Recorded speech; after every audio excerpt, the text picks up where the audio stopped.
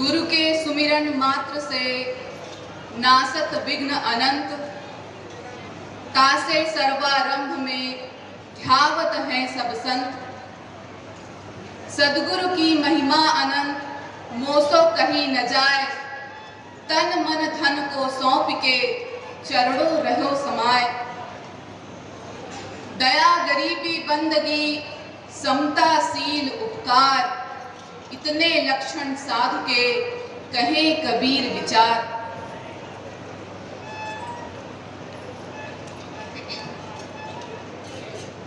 कण कण में विद्यमान अनंत सत्ता स्वरूप सद्गुरु कबीर साहेब, धनी धर्मदास जी साहेब, आमीन माता साहिबा एवं 4 गुरु वंश 42 साहेब के पावन चरण कमलों में कोटि कोटि बंदगी करते हुए सभा में उपस्थित समस्त साहेब के प्रेमी हंस जनों को भी मेरी साहेब बंदगी साहेब।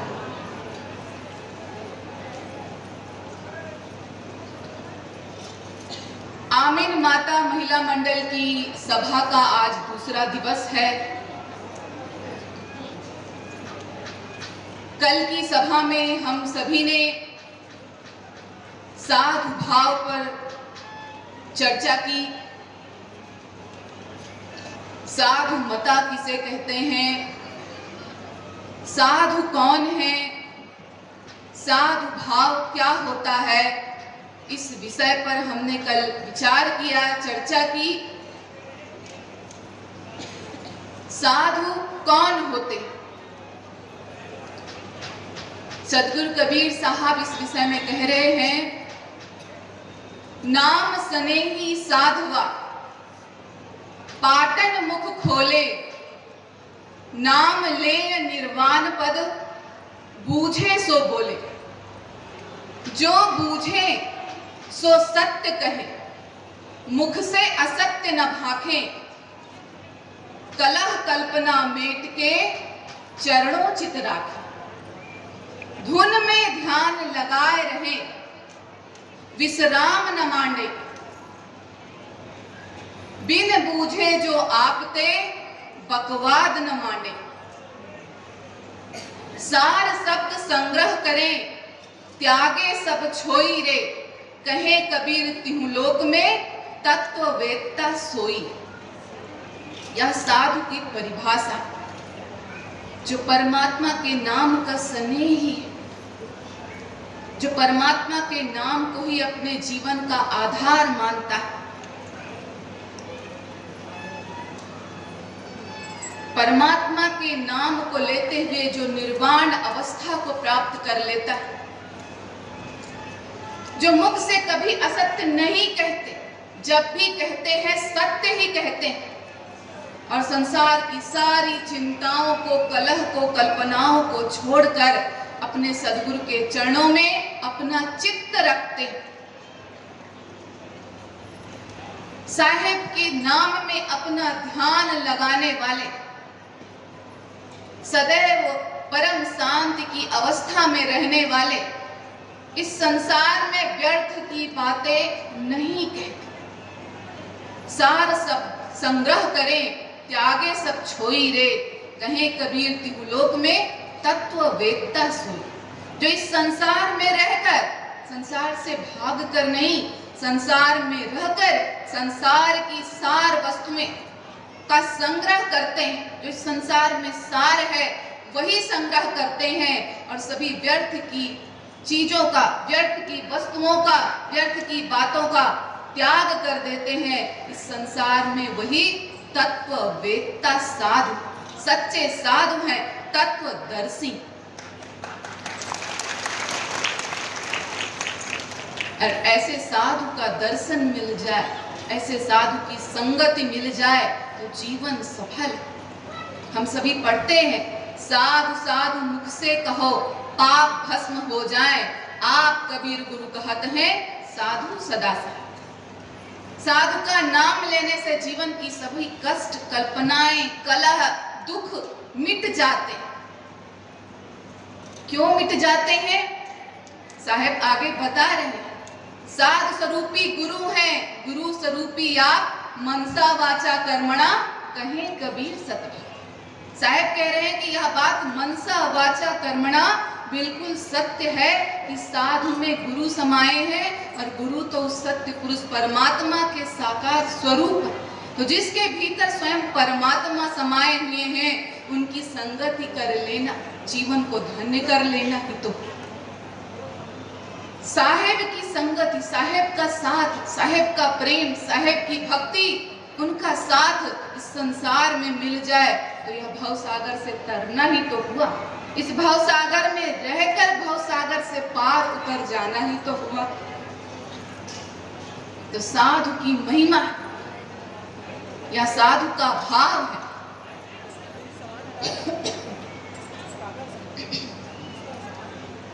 तो हम सभी साधु के भाव, साधु के सद्गुणों पर चर्चा कर रहे थे कि साधु के सद्गुण क्या होते हैं, साधु का सहज भाव क्या होता है।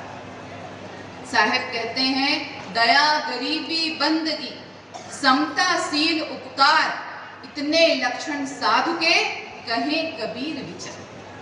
दया, गरीबी, बंदगी, समता, शील, उपकार, ये सभी गुण साधु के गुण होते हैं, उनके नेचुरल क्वालिटीज होती हैं, उनका सहज स्वभाव होता है। तो साहेब सभी सद्गुणों में सबसे पहले दया शब्द को कहते हैं, दया सद्गुण के बारे में कह रहे हैं। साधु का प्रथम भाव दया है। दया को अंग्रेजी में मर्सी कहते हैं और उर्दू में रहम कहते हैं।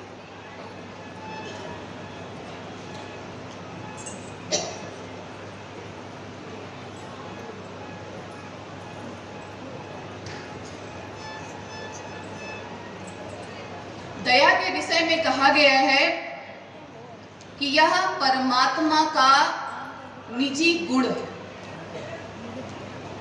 परमात्मा का सहज स्वभाव है। Mercy is an attribute knowledge himself,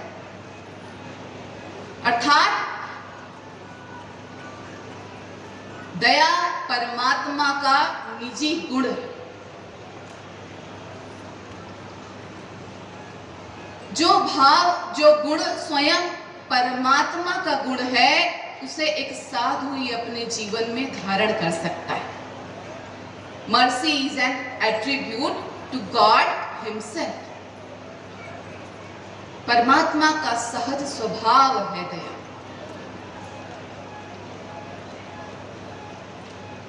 हम सभी साहेब का पद गाते हैं कि मुखड़ा क्या देखे दर्पण में, तेरे दया धर्म नहीं मन। किसी मनुष्य की पहचान उसके चेहरे से, उसके वस्त्रों से नहीं होती, वरन उसके भीतर निहित सद्गुणों से होती।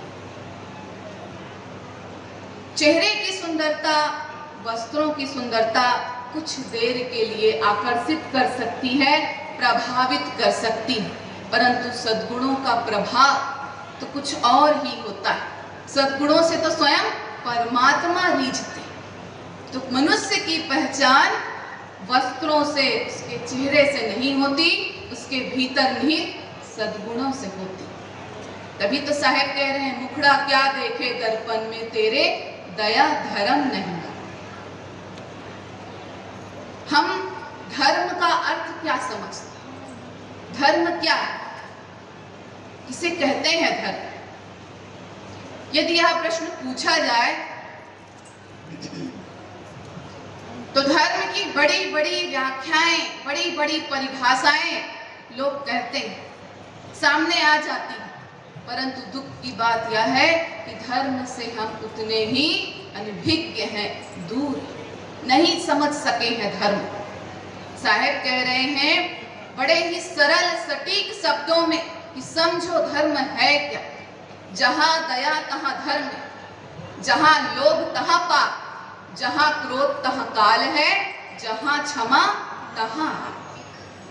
तो जहां दया भाव वहीं धर्म, जहां दया तहां धर्म।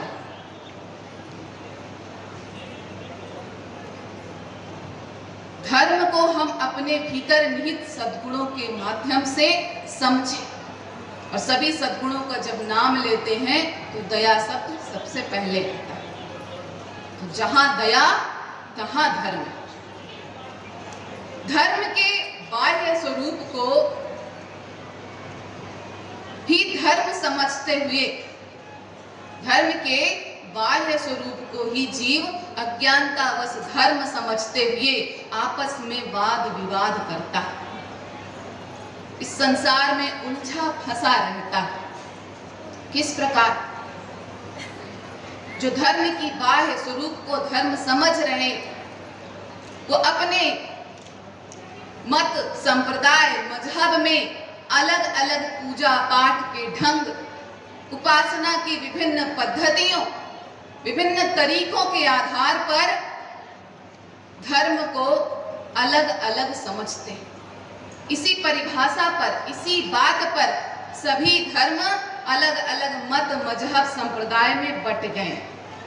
विभिन्न पूजा पाठ के ढंग, उपासना की पद्धतियों के आधार पर सब एक दूसरे से अलग अलग हो गए। धर्म अलग होना नहीं सिखाता, एक साथ होना सिखाता है। तो क्योंकि उसके बाह्य स्वरूप को ही धर्म समझ रहे हैं, तो अज्ञानता में फंसे हुए और एक दूसरे से वाद विवाद कर रहे हैं, वो भी धर्म के नाम। देखिए, इस संसार में इससे खतरनाक बात और कोई नहीं कि हम ही सही, हम ही श्रेष्ठ हैं, सर्वश्रेष्ठ हैं, हम ही सही हैं कि यह भावना जीवन में कट्टरता लाती है, जिससे रूढ़िवादिता का भाव हृदय में जागता है। फलस्वरूप मनुष्य स्वयं को ही सही मानकर अपने अपने मत, मजहब, संप्रदाय में कही गई बातों को, पूजा पाठ के ढंग को दूसरे से श्रेष्ठ समझता है और अपनी बात को दूसरे पर थोपने का प्रयास करता है।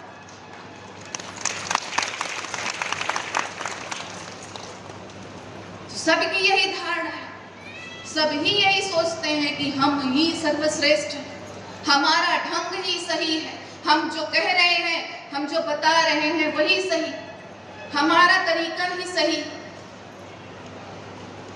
इस बात पर इस संसार में वाद विवाद बढ़ते बढ़ते विनाश का रूप ले लेता है। जिस धर्म के नाम पर सभी मनुष्यों को जीना सीखना आना चाहिए, उसी धर्म के नाम पर लोग एक दूसरे को मरने मारने पर उतारू हो जाते हैं और धर्म के नाम पर धर्म पाल रखते हैं। तो धर्म नहीं पालना है, धर्म के वास्तविक स्वरूप को समझना है। यदि धर्म के आंतरिक स्वरूप जो ये सद्गुण है, दया, क्षमा, शील, संतोष, करुणा, इन भावों को अपने हृदय में धारण कर ले, तो भेदभाव का संसार में प्रश्न ही नहीं उठता। तो धर्म बाह्य आचरण नहीं है, धर्म आत्मा का जागरण है। जब सद्गुणों को अपने भीतर धारण करेंगे, तब दया भाव को, दया धर्म को समझ पाएंगे, मानव धर्म को समझ पाएंगे। बाह्य आडंबरों में फंसे रहेंगे तो धर्म को कभी समझ नहीं सकते।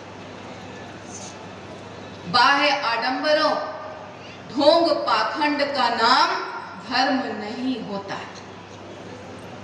भीतर से जागकर परमात्मा को पा लेने का नाम धर्म होता है।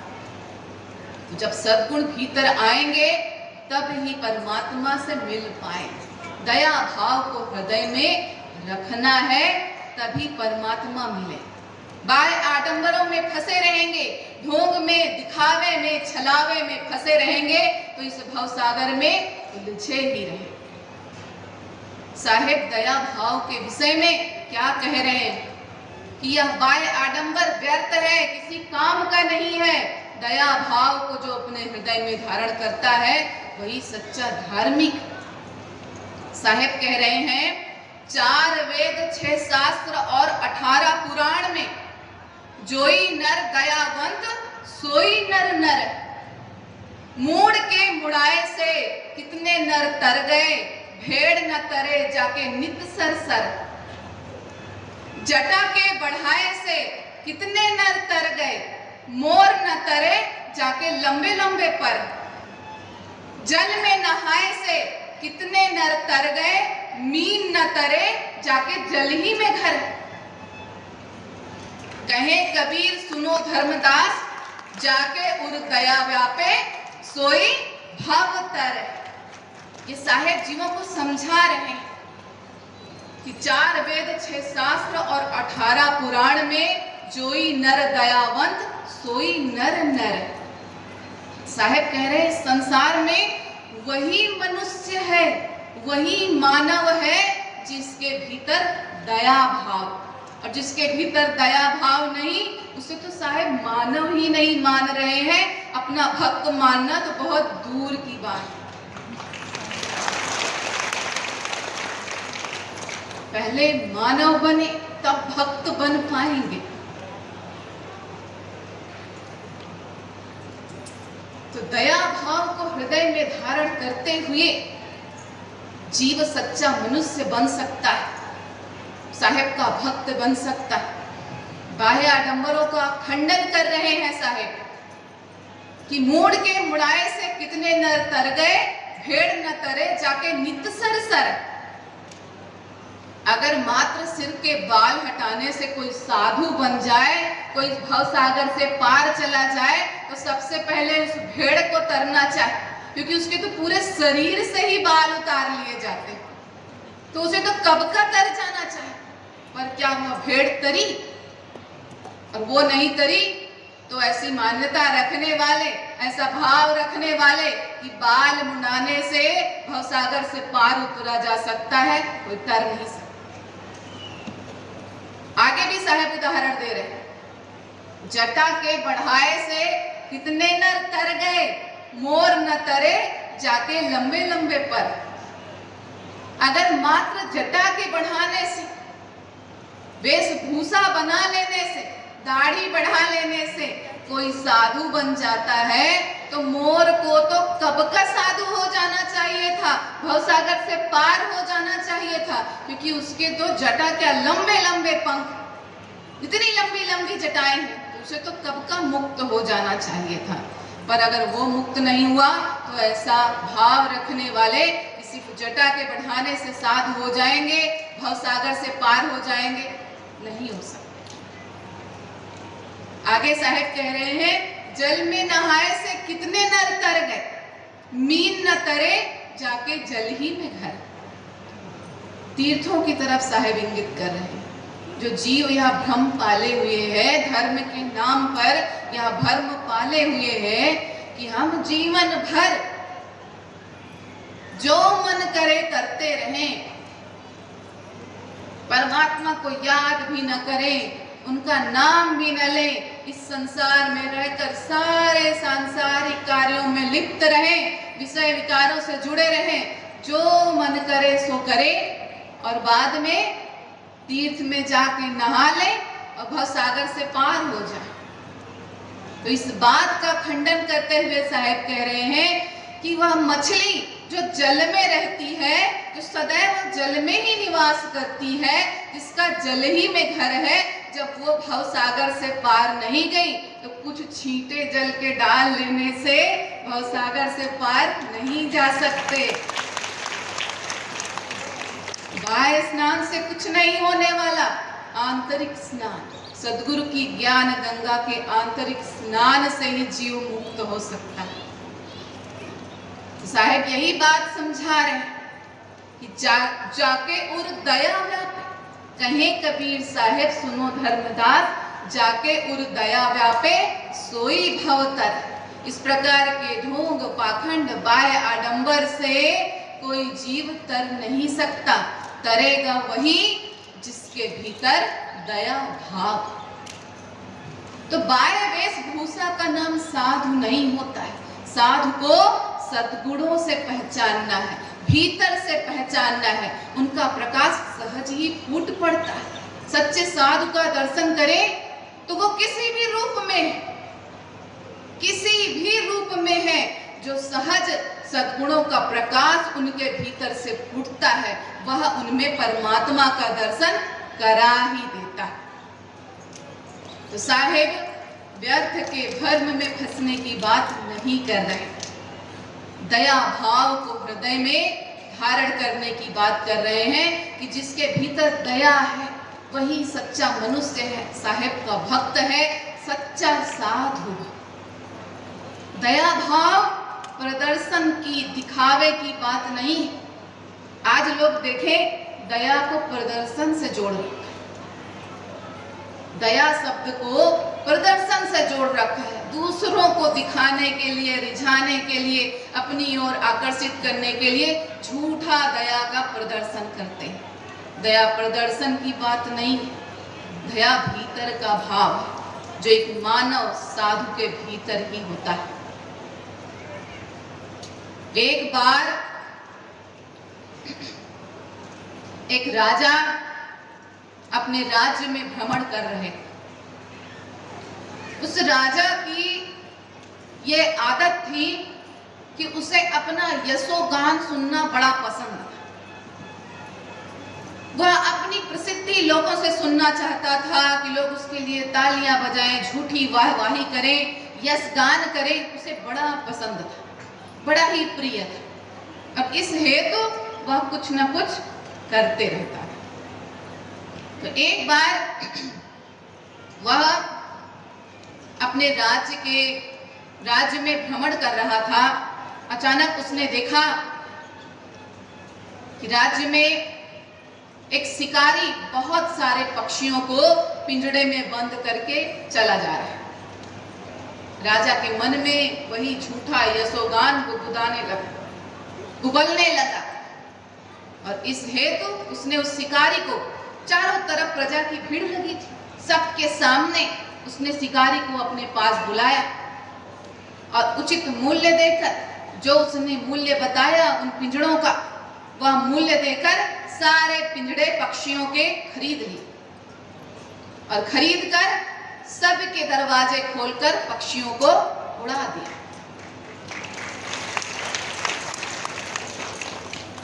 सभी राजा की वाहवाही करने लगे। अरे देखो हमारे राजा कितने दयालु हैं, पक्षियों का दुख कष्ट देखा नहीं गया, पिंजड़ा खोलकर खरीद कर उसे उड़ा दिया। वाह वाह वाह वाह, कितने हमारे राजा दयालु, बड़े दयालु हैं हमारे राजा। प्रजा देखकर खुश, राजा सुनकर खुश। अब तो ये रोज का क्रम बन गया। रोज राजा अपने राज्य में जब घूमने निकलता और जिस स्थान से निकलता जहां उसने शिकारी से पिंजड़े खरीदे थे, वह शिकारी रोज वहां आकर बहुत सारे पिंजड़े लेकर खड़ा हो जाता।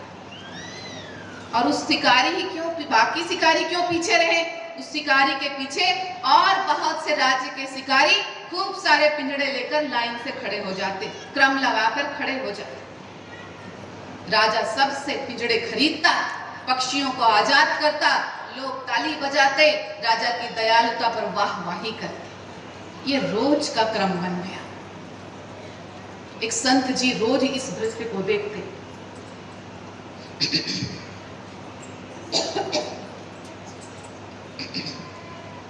संत जी रोज इस दृश्य को देखते। उन्हें बड़ा दुख हुआ, कष्ट हुआ कि ये राजा कैसी मूर्खता कर रहा है। वह राजा से मिलने का निश्चय कर संत जी राजा के दरबार में पहुंचे और राजा से कहा, महाराज मैं आपसे बात करना चाहता हूं। राजा ने कहा, बताइए संत जी आप क्या कहना चाहते हैं। संत जी ने कहा, महाराज आप जो रोज इतने पिंजड़ों को खरीद कर पक्षियों को मुक्त करते हैं, ये किस लिए करते हैं। राजा ने कहा, मेरे भीतर दया भाव है उस दयालुता के कारण मैं पक्षियों को मुक्त कर देता। संत जी ने कहा नहीं, ये आप दया भाव के कारण नहीं करते, ये आप दयालुता के प्रदर्शन के नाम पर करते हैं। आप इस बात को समझ नहीं रहे हैं कि आपके इस दयालुता के झूठे प्रदर्शन के नाम पर जो शिकारी एक महीने में जितने पक्षियों को पकड़ते थे, आज प्रतिदिन उतने पक्षियों को पकड़ने लगे।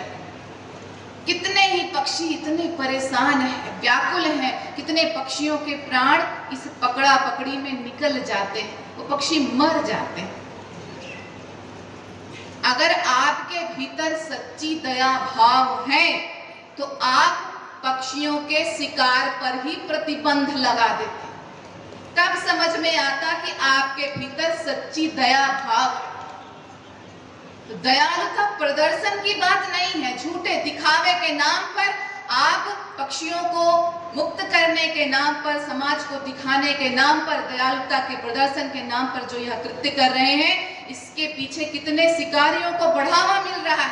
वह इस बात को नहीं समझ रहे हैं कि अनजाने में कितने पक्षी दुखी हैं, परेशान हैं, मर जा रहे हैं। तो अगर दया भाव सच में है, पक्षियों की पीड़ा आपको समझ में आ रही है, तो आप उनके शिकार पर ही प्रतिबंध लगा दें, तब आपके भीतर दया भाव का दर्शन होगा। तो तुलसीदास जी यही बात कह रहे हैं, दया धर्म का मूल है, पाप मूल अभिमान, तुलसी दया न छाड़िए जब लग घट में प्राण। जब तक भीतर श्वास है तब तक दया भाव को भीतर से जाने न दे, छूटने न दे, व्यर्थ का दिखावा न करे, भीतर से दया भाव को समझे। दया का जीवन में बड़ा महत्व है। कहा गया है कि यदि इस दुनिया में दया न होती तो शायद यह दुनिया बची न होती। अगर संसार से दया शब्द को हटा दो, दया शब्द को गायब कर दो, तो अहिंसा का स्थान हिंसा ले लेती। और जब अहिंसा का स्थान हिंसा ले लेती है तो संसार में क्या भयावह स्थिति उत्पन्न होती है। विनाश लीला शुरू हो जाती है, मानवता का अस्तित्व ही खतरे में आ जाता है। मनुष्यता का आधार दया पर ही तो टिका है। दया समाप्त तो मनुष्यता का अस्तित्व खतरे में आ जाता है। और इसका उदाहरण देख लीजिए आज संसार। आज मनुष्य ने सुख सुविधा के इतने साधन इकट्ठे कर लिए हैं। आज विज्ञान ने इतनी प्रगति कर ली है कि सुख सुविधा के तमाम साधन जीवन में हैं, परंतु फिर भी जीव सुखी क्यों नहीं, दुखी क्यों? हर पल डरा रहता है, सहमा रहता है, भय से पीड़ित रहता है कि कब इस दया भाव के अभाव में कोई आदमी आदमखोर बनकर हमारे सामने ना आ जाए, कब कोई मानव दानव बनकर हमारे सामने ना आ जाए। हर पल मनुष्य इस संसार में डरा हुआ। कारण यही है कि दया भाव का इस संसार से अभाव होते जा रहा है। तो दया को धर्म के जैसे भीतर धारण करना, आत्मा का स्वभाव है दया, अपने भीतर दया भाव को धारण करना है।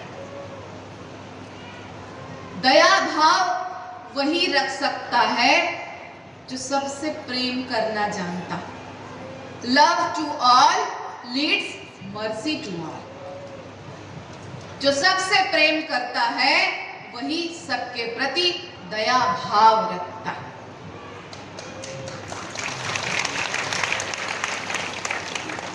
हम कबीरपंथी जन इस बात को तो और अच्छे से समझ सकते हैं। हमारे साहेब कबीर साहब हमें क्या कह रहे हैं? ई घट चंदा, ई घट तूर, ई घट अनहत बाजे तू, ई घट अंतर बाग बगीचे, इसी में सिरजनहारा, ई घट अंतर सात समंदर, इसी में 9 लख तारा, ई घट अंतर अनहद बाजे, इसी में उठे फुहारा। अब कहे कबीर सुनो भाई साधो, इसी में साईं हमारा। साहेब हमें क्या समझा रहे हैं? कि वह सत्य पुरुष परमात्मा प्रत्येक जीव के घट में विद्यमान है। प्रत्येक जीव के भीतर वो परमात्मा है और हमें उनका दीदार करना है। हमारा कबीर पंथ हमें, कबीर साहब यही तो समझाते हैं कि प्रत्येक जीव के भीतर उस परमात्मा का दीदार करो और अपने जीवन को धन्य करो। अब सच बताइए कि यदि प्रत्येक जीव के भीतर परमात्मा का दीदार होगा तो क्या कोई जीव किसी के साथ निर्दयता का व्यवहार कर सकता है? नहीं कर सकता। साई के सब जीव हैं कीड़ी कुंजर दोए, कापर दाया कीजिए कापर निर्दय। जब हम इस बात को समझ गए कि प्रत्येक जीव के भीतर परमात्मा विद्यमान है तो निर्दयता का प्रश्न उठता ही नहीं। सबसे प्रेम ही तो करेंगे, सबके प्रति दया भाव ही तो रखें। और अगर नहीं रखते तो हम कैसे कबीर पंथी? हमें इस बात को समझना है और दया भाव को अपने भीतर धारण करना है। आज देखें, मनुष्य मात्र जीवा के स्वाद के नाम पर या धर्म के नाम पर जीव हत्या किए जा रहा है। जीव हत्या किए जा रहा है।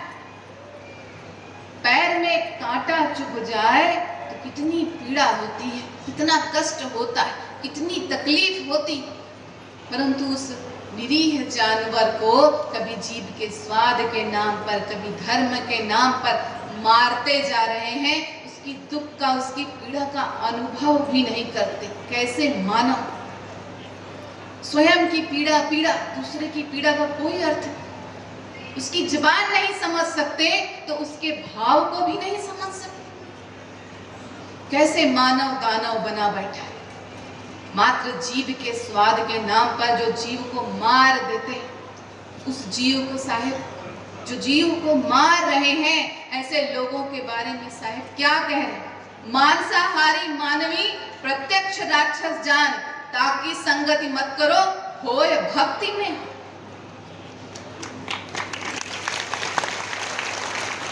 जीव भक्षण करने वाले मनुष्य को साहेब मनुष्य ही नहीं मान रहे, उसे साहेब कह रहे हैं कि वह प्रत्यक्ष राक्षस है, उसके साथ बैठो भी मत। समझे इस बात को कि दया भाव कितना आवश्यक है। धर्म के नाम पर जीवों की हत्या कर रहे हैं लोग, अधर्म कर रहे हैं लोग, नाम धर्म का लेते हैं और कर्म करते हैं अधर्म।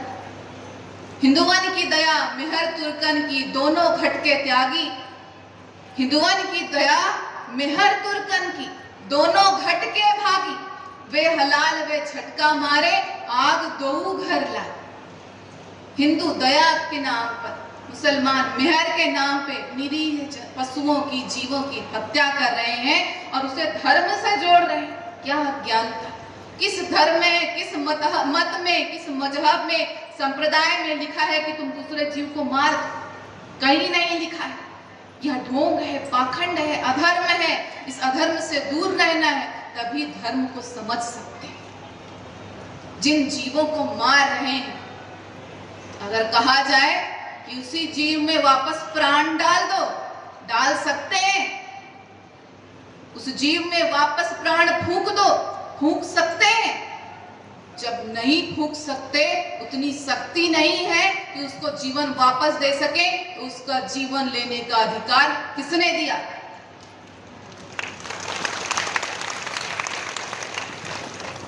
किसी को भी यह अधिकार नहीं। सभी साहेब के जीवन, निर्दयता का प्रश्न कैसे उठता है? और कितना भी अधर्म करते रहो, अगर यह कर्म कर रहे, जीव हत्या कर रहे हो, जीव हिंसा कर रहे हो, तो संसार में फिर कुछ भी कर लो, जीवन का कल्याण हो ही नहीं सकता। जीव मत मारो बापुरो, सब घट एक ही प्राण। जीव हत्या नहीं छूटी है, कहती को पढ़ो पुराण। कितने भी पुराण पढ़ लो, ग्रंथों को पढ़ लो, जब तक कर लो, कुछ भी साधन कर लो, पर अगर जीव हत्या कर रहे हैं तो इस संसार से मुक्त नहीं हो सकते। तो दया भाव को हृदय में धारण करना है, हिंसा से दूर होना है। हिंसा 3 प्रकार की होती, मन से की गई हिंसा, वचन से की गई हिंसा और कर्म से की गई हिंसा। सबसे पहले मन से की गई हिंसा। किसी भी जीव के प्रति बुरा विचार मन में लाना। यदि सामने वाले जीव से शक्तिशाली नहीं है, उतना सामर्थ्य नहीं है, तो सबसे पहले मन से हिंसा करते हैं। उस जीव के प्रति, उस मनुष्य के प्रति बुरा भाव, बुरे विचार, दुर्भाव मन में लाते हैं। ये मन की हिंसा। फिर अगर उसके बराबर शक्तिशाली है तो उसे वचनों के माध्यम से आहत करते हैं, वचनों से हिंसा करते हैं। इतने कड़वे, इतने बुरे शब्द लोगों को बोलते हैं कि आत्मा आहत हो जाती है। ऐसे लगता है कि इतने बुरे शब्द कोई मानव बोल सकता है? नहीं बोल सकता। इतनी पीड़ा पहुंचाते हैं अपने कड़वे शब्दों से, अपने बुरे शब्दों से, कि जीव परेशान होकर, दुखी होकर, कष्ट होकर, तनाव में आकर स्वयं की प्राण लेने के बारे में सोच लेता है, आत्महत्या के बारे में विचार कर लेता है, आत्महत्या कर लेता है। तो ऐसी जुबान की तलवार चलाने से क्या लाभ? वचन की हिंसा ही तो है। इतने बुरे वचन, इतनी गंदी बातें दूसरों को बोल जाते हैं, कह जाते हैं कि तनाव में आकर जीव अपने प्राण त्यागने के बारे में सोच लेता है, आत्महत्या करने के बारे में सोच लेता है। और शक्तिशाली हैं तो फिर तो बात ही क्या, मार रहे हैं, पीट रहे हैं, उसके प्राण ही ले रहे हैं। तीनों बातें हिंसा ही है। मन से की गई, वचन से की गई या कर्म से की गई, तीनों हिंसा ही। और तीनों भाव से किसी को पीड़ा पहुंचाना हिंसा ही है। और अगर तीनों भावों को अपने भीतर लाएंगे, चाहे मन से, वचन से या कर्म से, हिंसा का परिणाम क्या होगा? जिसके प्रति हिंसा का भाव रख रहे हैं उसका बुरा हो ना हो, उसका कुछ भी गलत हो ना हो, उसका नुकसान हो ना हो, अपना बुरा, अपना नुकसान पहले होता। जब हम किसी व्यक्ति के बारे में बुरा सोचते हैं, बुरी बातें बोलते हैं, बुरा व्यवहार करते हैं, तो सबसे पहले हम स्वयं का बुरा करते हैं। क्यों?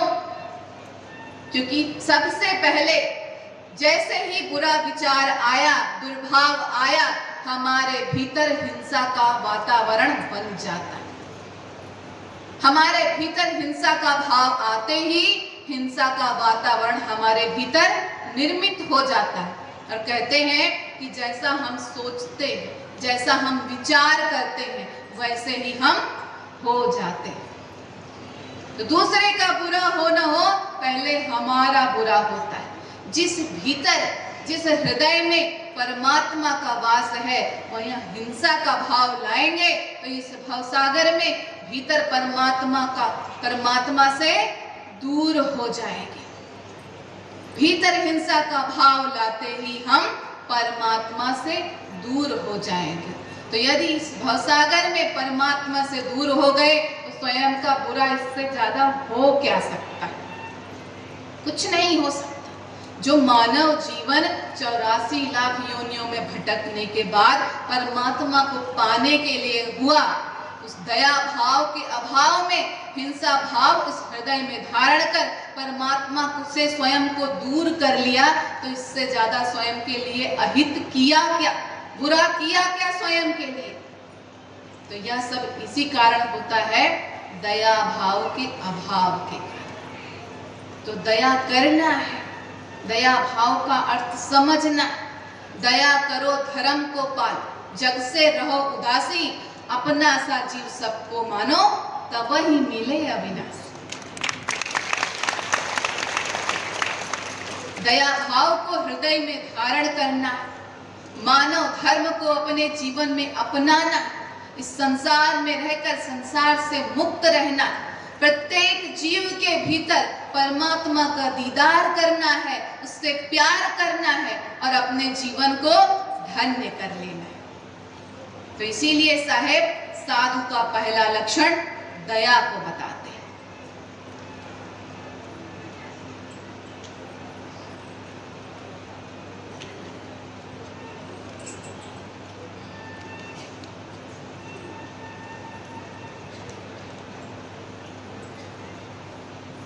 साधु का दूसरा लक्षण बताते हुए कबीर साहब कहते हैं गरीबी। साधु का दूसरा लक्षण है गरीबी। गरीबी का अर्थ साधारणतया लोग समझते हैं कि जिसके पास धन नहीं, दौलत नहीं, संपत्ति नहीं है, वो गरीब है। और जिसके पास धन है, दौलत है, संपत्ति है, वह अमीर है।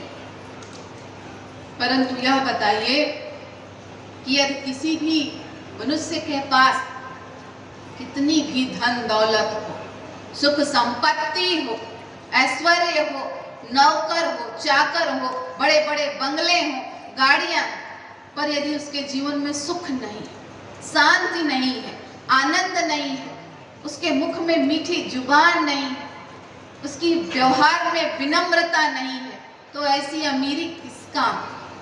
ये तो वही बात हुई कि बाहर वैभव दूना और भीतर अंतर सूना। भीतर से सद्गुण नदारद है, लुप्त है, तो ऐसी अमीरी किसका? सभी संतों ने एक मत से सद्गुणों को ही सच्चा धन बताया।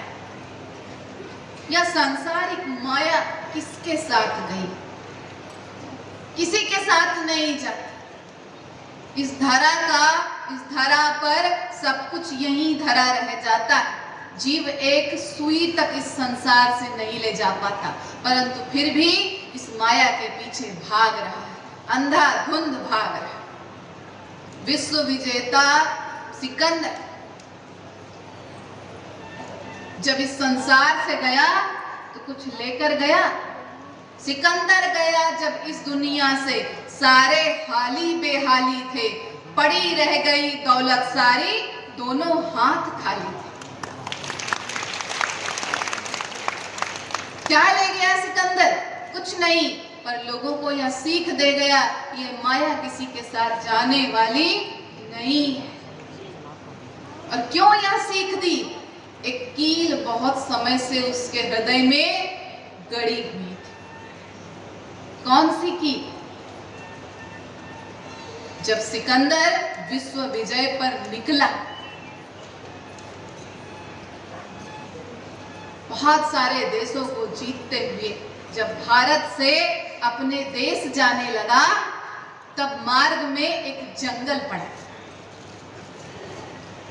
जंगल में सिकंदर ने देखा कि एक संत अपनी कुटिया के बाहर आराम कर रहे हैं।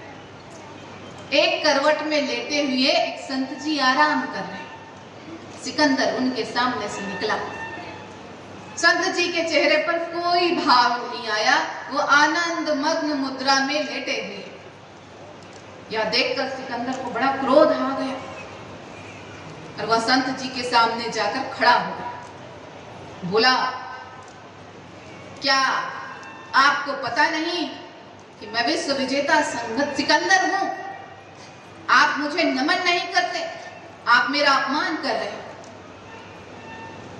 संत जी ने कोई इस बात का उत्तर न देते हुए स्वयं उससे एक प्रश्न पूछा, सिकंदर, तुम इतना खून खराबा, इतनी हिंसा क्यों करते हो?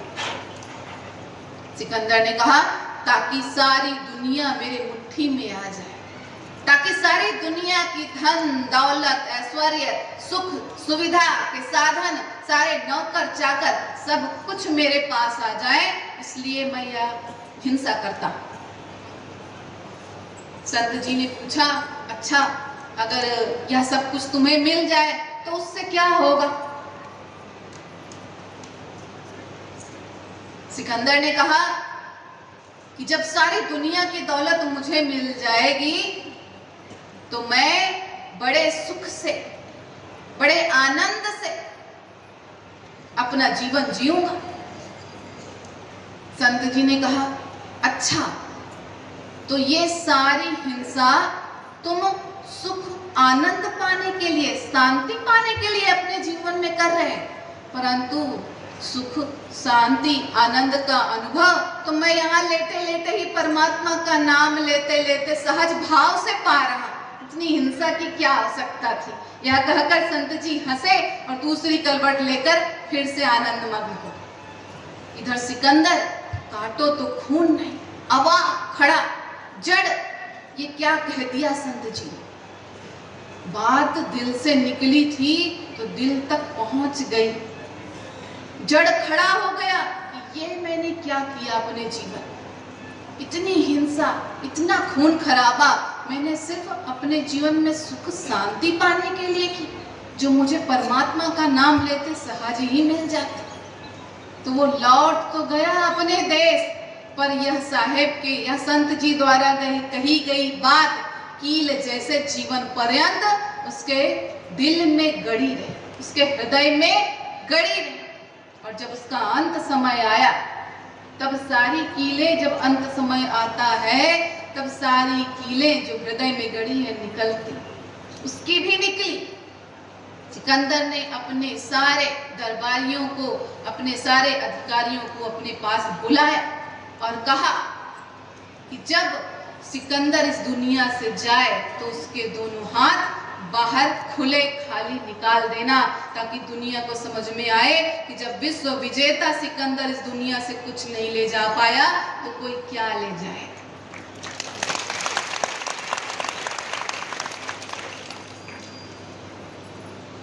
परंतु दुनिया को ये बात समझ में नहीं आती।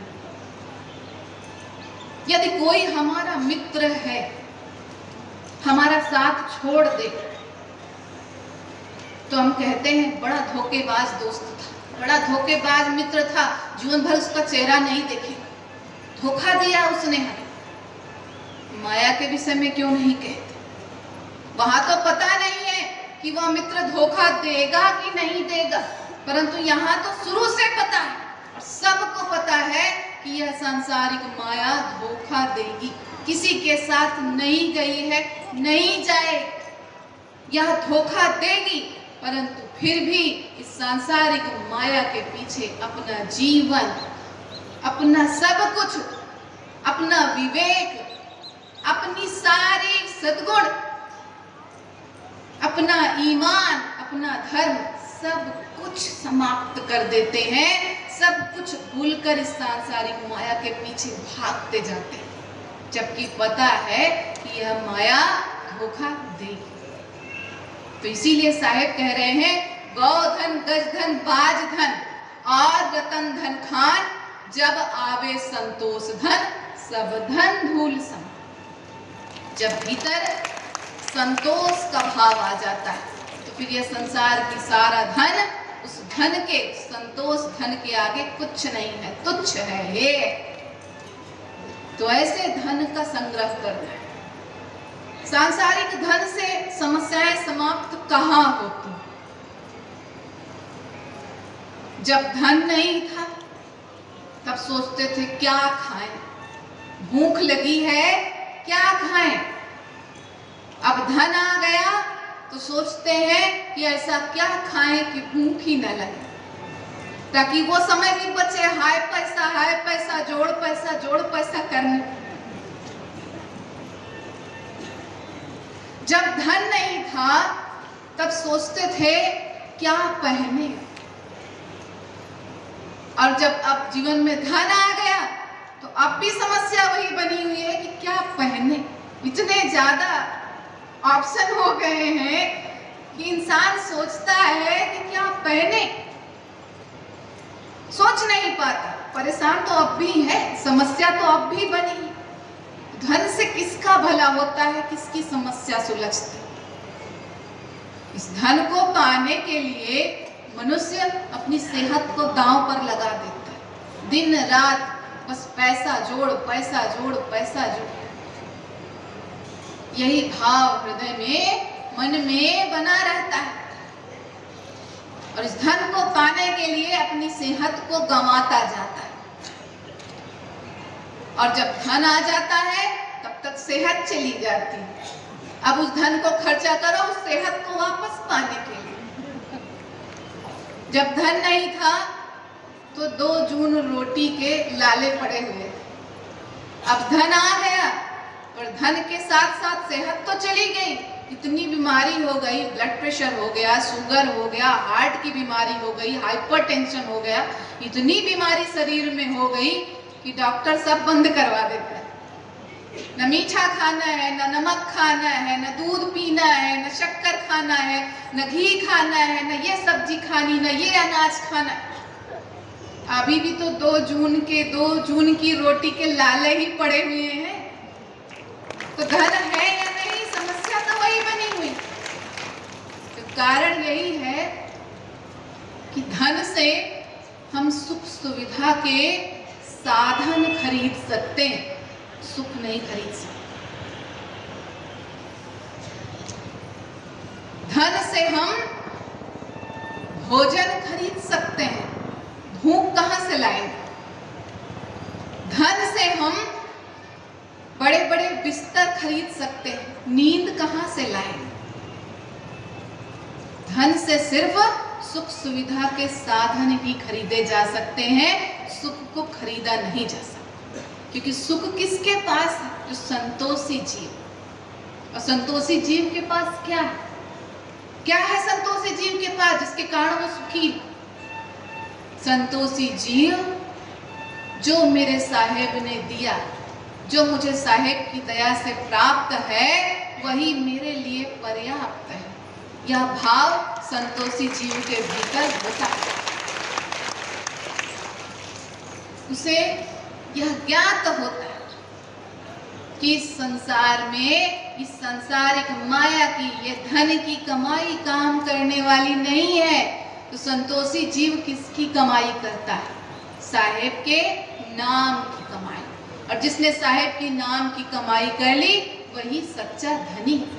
कबीर सब जग निर्धना, धन मनता नहीं कोई, धन मनता सोई जानिए, जाके राम नाम धन। तो परमात्मा के नाम की कमाई ही वह सच्ची कमाई है जो मनुष्य के इस लोक और परलोक दोनों को तारती। जब तक इस लोक में है साहेब की नाम की कमाई करके सुखी, प्रसन्न है, आनंद मग्न है, शांति की अवस्था में है। और जब इस संसार से जाए तो परलोक में भी वही सुख, शांति, आनंद, परम शांति का भाव बना रहता है। तो जो सुख दे उस धन की कमाई करनी है, जो सिर्फ दुख दे, कष्ट दे, तनाव दे, चिंता दे, ऐसे धन का संग्रह क्या करना। तो जो संतोषी जीव होता है वो साहेब के नाम की कमाई करता है। धन वही श्रेष्ठ है जो जीवन को धन्य कर दे। तो ऐसे धन की कमाई साहेब के नाम रूपी धन की कमाई है, जिसे करके प्रत्येक जीव धन्य हो जाता है, श्रेष्ठ हो जाता है। नाम की कमाई करके संतोषी जीव कैसा सुखी हो जाता है। मीराबाई को देखिए, नाम की कमाई करके नाच रहे हैं। पायो जी मैंने नाम रतन धन पाए, सत्य की नाव खेवटिया सदगुरु, भाव सागर तरी आए। वस्तु अमोलिक दई मेरे सदगुरु, कृपा करे अपना।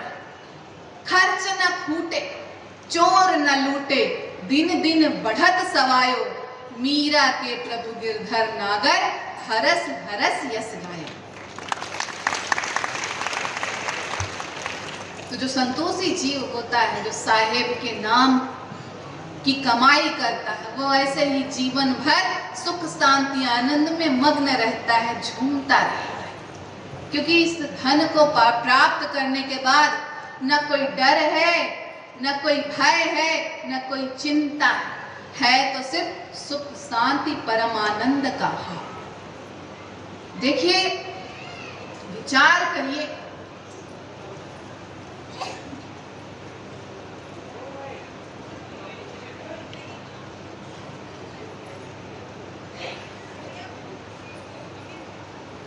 विचार कर देखिए, जीवन में संतोष क्यों नहीं आता? सोचिए कि जीवन में संतोष क्यों नहीं आता, मनुष्य को संतुष्टि क्यों नहीं मिलती? क्यों इस संसार की सारी धन दौलत, पद प्रतिष्ठा, ऐश्वर्य, साम्राज्य मिल जाने के बाद भी संतुष्टि का भाव, संतोष का भाव भीतर नहीं आता? संपूर्ण संसार पर आधिपत्य प्राप्त कर लेने के बाद भी कुछ और का भाव मनुष्य को चैन से जीने नहीं देता। पूरी दुनिया पर विजय प्राप्त कर लेने के पश्चात भी मनुष्य शांति से बैठ नहीं पाता, संतुष्ट नहीं हो पाता। बहुत कुछ मिल जाए फिर भी जीव संतुष्ट नहीं हो पाता। क्यों नहीं हो पाता? क्या कारण है इसका? कारण यह है कि हमें ये सब चाहिए ही नहीं। हमें ये सब चाहिए ही नहीं। क्यों नहीं चाहिए? हम स्वयं को पहचान नहीं पा रहे हैं। हम कौन हैं? हम भीतर से कौन हैं, इस बात को हम पहचान नहीं पा रहे। हम भीतर से यह आत्मा है या यह शरीर है?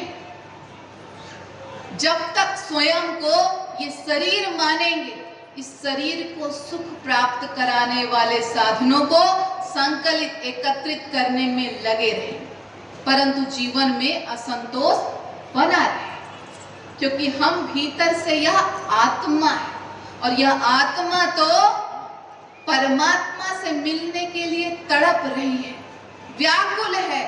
उस दशा में संसार में शरीर को सुख प्राप्त करने वाले साधनों को इकट्ठा करने में संतोष का भाव आएगा कैसे? हम अपनी मूलभूत आवश्यकताओं को समझें कि हम भीतर से यह आत्मा है, तो संतोष का भाव, संतुष्टि का भाव तभी जीवन में आएगा जब भीतर से स्वयं को आत्मा समझेंगे और अपने आत्मा को सुख आनंद पहुंचाने के लिए, शांति प्राप्त कराने के लिए, संतुष्टि प्राप्त कराने के लिए जीवात्मा को परमात्मा से मिलाने का प्रयास करें। तभी जीवन में संतोष का भाव आएगा। तभी तो साहेब के नाम की कमाई करनी, साहेब के नाम की कमाई करेंगे, साहेब को अपने हृदय में पाएंगे और जीवात्मा को परमात्मा से मिलाकर इस संसार में धन्य हो जाए। तो परमात्मा के नाम की कमाई करना, तो जो सच्चा साधु होता है वो संतुष्ट भाव का होता है, साहेब के नाम की कमाई करने वाला होता है, वही सच्चा साधु होता है।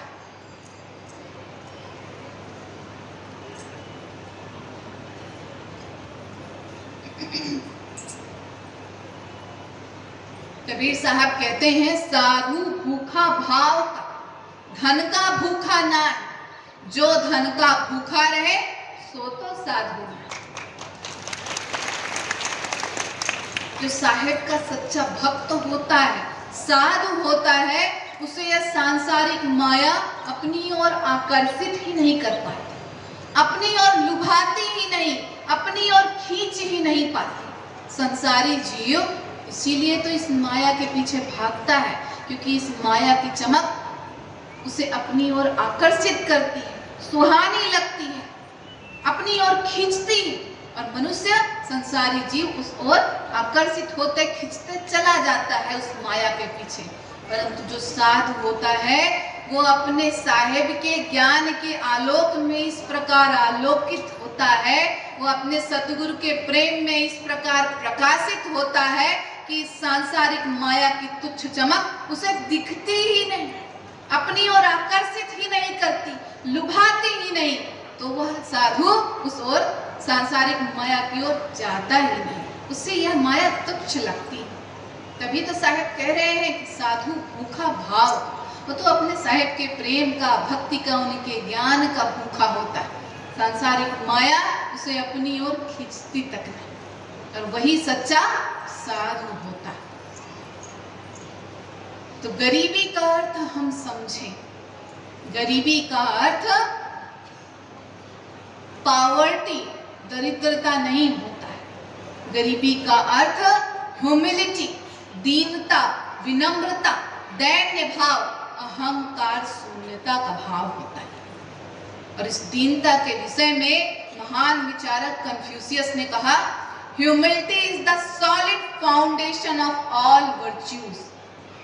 अर्थात विनम्रता, दीनता सद्गुणों का, सभी सद्गुणों का मूलभूत आधार, जिस पर सभी सद्गुण टिके हुए हैं, उसका आधार यह दीन भाव है।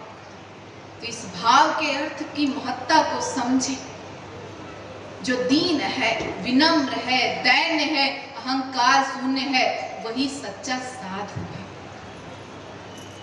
इस दैन भाव की महानता को समझे कि साहेब कहते हैं कि परमात्मा ने स्वयं बांटते समय जो साहेब का भक्त है, साहेब का जीव है, उसे यह दीनता, यह विनम्रता देते हैं। और जो लड़ाई करने वाला दुंदर जीव है, अहंकारी जीव है, उसे अभिमान सौंपते हैं। और अपने अभिमान के कारण जीव परमात्मा से दूर हो जाता है। परंतु जो साहेब का भक्त है, दीन भाव प्राप्त कर वो साहेब को प्राप्त कर लेता है। साहेब कहते हैं, दीन गरीबी दीन को, दीन गरीबी दीन को, दुंदर को अभिमान, दुंदर दिल विस्से भरा, दीन गरीबी रा। तो दीन भाव का अर्थ समझना है, दैन्य भाव को, अहंकार शून्यता के भाव को हृदय में धारण करना है, अहंकार शून्य हो जाना है।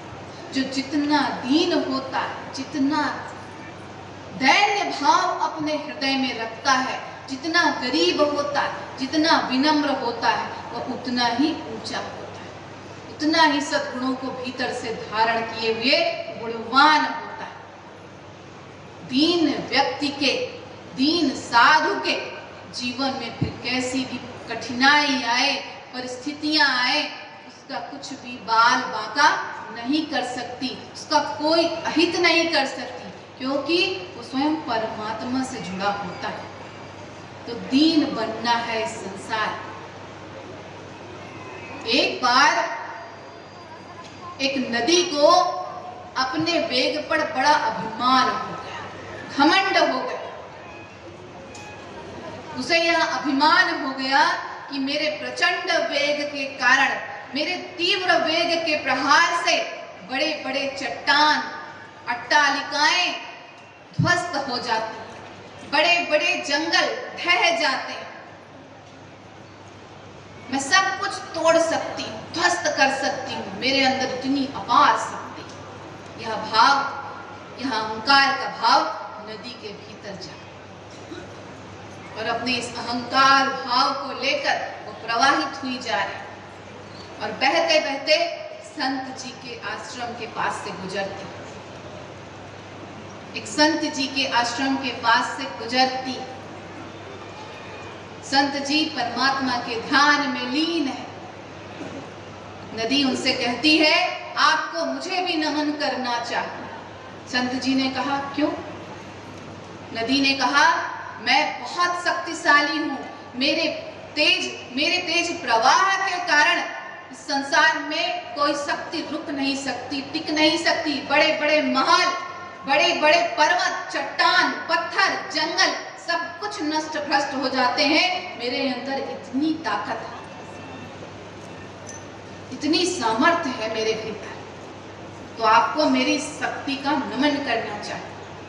संत जी ने कहा, मैं तुम्हारी शक्ति को अवश्य मानूंगा, यदि मैं जो कहूं तुम वह करके दिखा दो।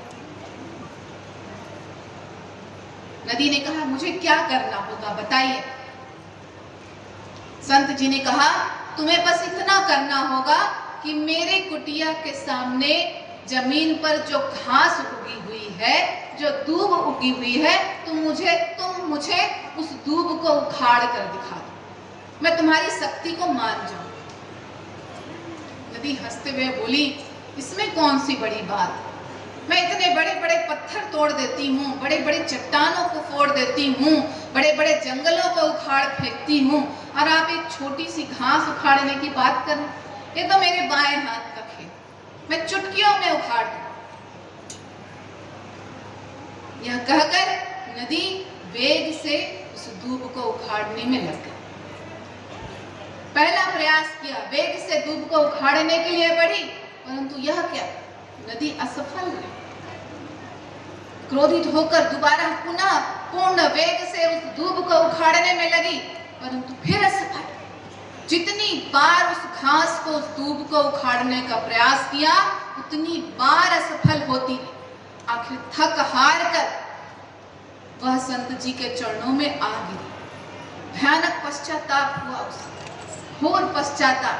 दुखी होकर प्रायश्चित करते हुए संत जी के चरणों में आ गिरी और क्षमा याचना करने लगी कि मुझे अपनी शक्ति पर बड़ा अभिमान हो गया था, आपने मेरे उस अभिमान को चूर चूर कर दिया, मैं उस दूब को उखाड़ न सकी। संत जी ने कहा, तुम उखाड़ भी नहीं सकती। क्यों नहीं उखाड़ सकती?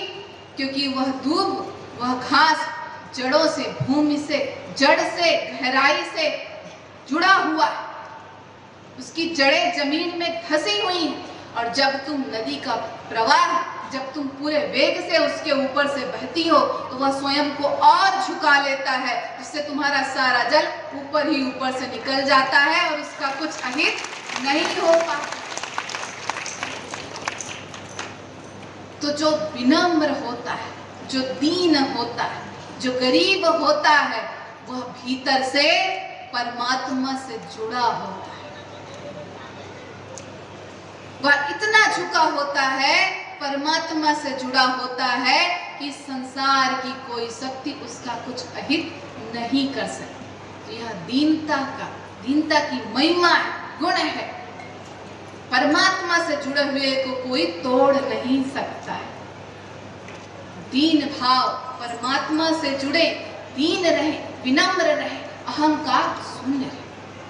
यह दीनता किस प्रकार की होनी चाहिए हमारे भीतर, किस प्रकार का दैन्य भाव हमारे भीतर होना चाहिए, इसके बारे में हमें कबीर साहब समझाते हैं और कहते हैं, रोड़ा होए रहो बाट का, तज माया अभिमान, ऐसे जन जग में रहे ताहि मिले भगवान।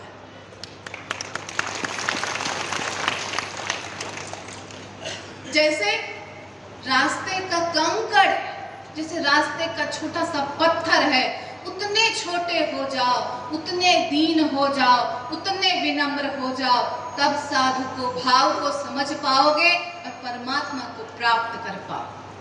तो इतना दीन होना है जैसे रास्ते का छोटा कंकड़। इसके आगे साहेब जीव को और समझाते। साहेब कहते हैं, रोड़ा भया तो क्या भया, पंथी को दुख दे, साधु ऐसा चाहिए जो मार्ग की खेत। रोड़ा बनने से भी काम नहीं चलेगा।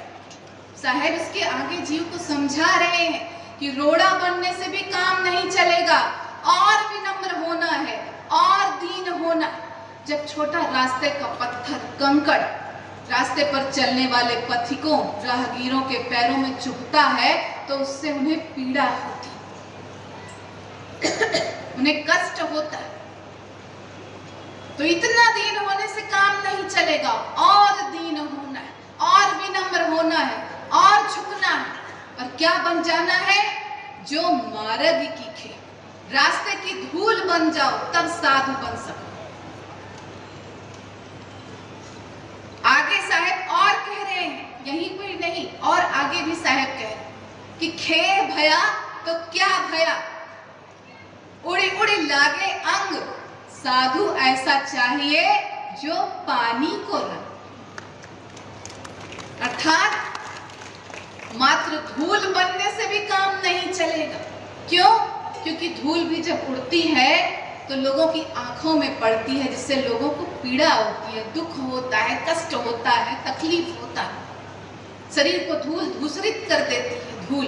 तो धूल बनने से भी काम नहीं चलेगा, और विनम्र होना है, और दीन होना है। और दीन कर क्या हो जाना है? पानी जैसा, पानी जैसा शीतल बन जाओ, सबको शीतलता प्रदान कर। साहेब और आगे कह रहे हैं, इसके आगे साहेब और कह रहे हैं कि पानी भया तो क्या भया, ताता सीता होए, साधु ऐसा चाहिए हरि भज निर्मल। पानी बनने से भी काम नहीं चलेगा, क्योंकि पानी कभी ठंडा होता है, कभी गर्म होता है, जिससे लोगों को असुविधा होती है, तकलीफ होती है, पीड़ा होती है। तो जल बनने से भी काम नहीं चलेगा, और अधिक दीन बनना है, हीन बनना है, विनम्र बनना है, दैन्य बनना है। क्या बनना है? हरिभज निर्मल। निर्मल हो जाओ, निर्मल हो जाने की बात कह रहे हैं। निर्मल होकर साधु बन जाओ, इतने दीन बन जाओ कि निर्मल हो जाओ। साहेब और आगे भी कह रहे हैं, निर्मलता के आगे भी साहेब कह रहे हैं, निर्मल भया तो क्या भया, निर्मल मांगे ठौर, मल निर्मल से रहित है ते साधु कोई आओ। निर्मल होने से भी काम नहीं चलेगा, मल है तो निर्मल है, और निर्मलता के पीछे मल है। निर्मलता को भी कोई ना कोई ठौर, ठिकाना, आश्रय, आधार चाहिए जिस पर वह टिक सके। तो निर्मल से आगे होने की बात कह रहे हैं साहेब। मल निर्मल से रहित है, मल है तो निर्मल है, मल हटाकर निर्मल किया, परंतु साधना में कमी आई तो निर्मल फिर मल प्रवेश कर जाता है जीवन। तो मल निर्मल से रहित है, अर्थात साहेब हमें द्वंद्वहीन अवस्था की बात बता रहे, द्वंद्वहीन अवस्था में पहुंचने की बात बता रहे। परम ब्रह्म की स्थिति, पार ब्रह्म जैसी दशा, पूर्ण ब्राह्मी स्थिति, चैतन्य जागृत अवस्था की बात कर रहे हैं साहेब। उस द्वंद्व रहित अवस्था में न कोई द्वंद्व होता, न कोई कष्ट होता, निरासक्त निराशंक भाव होता है। मल निर्मल अर्थात वैसे ही समझे कि जैसे राग है तो द्वेष, सुख है तो दुख, प्रेम है तो घृणा, तो जहां सारे द्वंद्व ही समाप्त हो जाए, उस अवस्था, उस पूर्ण चैतन्य जागृत अवस्था में पहुंचने की बात साहेब कर रहे हैं। साथ द्वंद्वहीन अवस्था जीवन में धारण करनी है। इस बात को इस प्रकार से समझे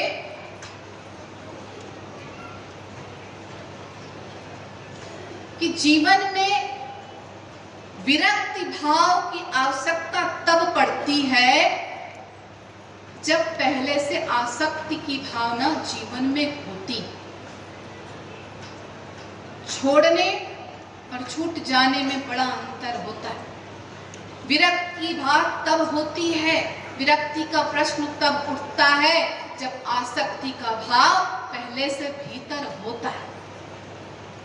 छोड़ने का भाव तब आएगा जब पकड़ने का भाव भीतर पहले से होगा। विरक्ति का भाव तभी आएगा जब आसक्ति का भाव भीतर पहले से होगा। जब आसक्ति ही नहीं तो विरक्ति का तो प्रश्न ही नहीं उठता। उदाहरण देखें, संसार में मनुष्य घर बार को छोड़ देता है, त्याग के नाम पर घर बार को छोड़ देता है, परंतु घर बार छोड़ने की अकड़ को जीवन भर पकड़ कर रखता है। घर बार छोड़ देता है, परंतु घर बार छोड़ने की अकड़ को जीवन भर पकड़ कर रखता है। तो यह त्याग कैसा त्याग है? यह त्याग भी तो कहीं न कहीं भोग का एक उदाहरण ही है। यह विरक्ति भी तो कहीं न कहीं आसक्ति की एक पर्यायवाची ही है। द्वंद्व में तो जीव अब भी, और उस द्वंद्व की अवस्था में जीव करता क्या है? घर को छोड़ देता है तो आश्रम बना लेता है, परिवार को छोड़ देता है तो शिष्य बना लेता है।